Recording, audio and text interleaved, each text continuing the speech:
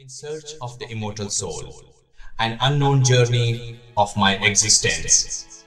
Every now and then, I stand before the mirror and lose myself in deep thought. These hands and feet, these eyes and face, and the heart beating endlessly within my chest, is this truly all that I am? Deep inside, I know there is a far greater existence beyond this visible body.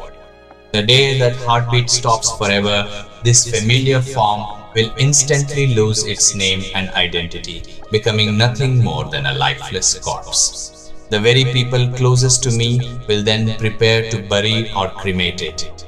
So, who is the real me? That unseen essence is my soul, my spirit, the presence that makes this body of flesh and blood so alive, and whose absence turns it into nothing but an empty shell.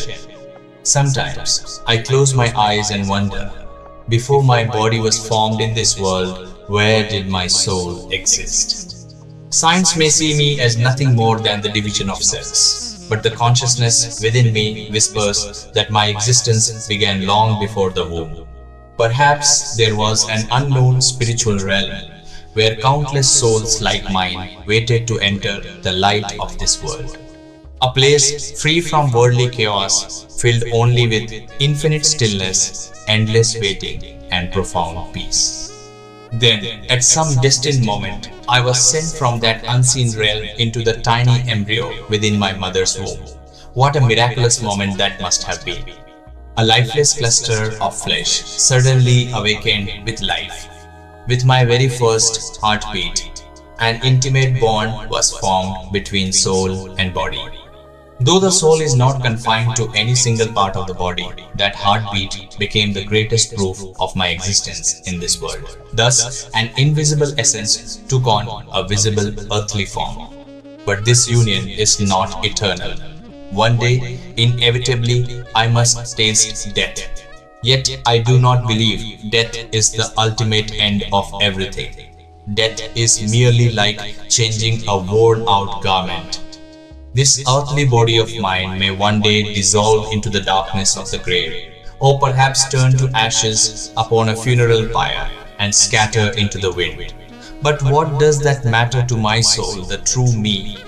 It does not belong to the laws of earth, fire, or water that govern this material world. Even if the body is destroyed, my consciousness will not fade in the slightest. Rather, when the veil of worldly illusion and physical limitation is lifted after death, the vision and awareness of my soul may become far sharper and more profound. Freed from this body of flesh and blood, I may continue to exist in another subtle dimension. Much like deep sleep, when the body lies motionless on the bed while the self roams freely through dreams, feeling joy and fear alike, the realm beyond death may be something similar, yet infinitely more real and vivid than any dream. In that eternal realm of waiting, I may no longer receive the daily news of the world I left behind.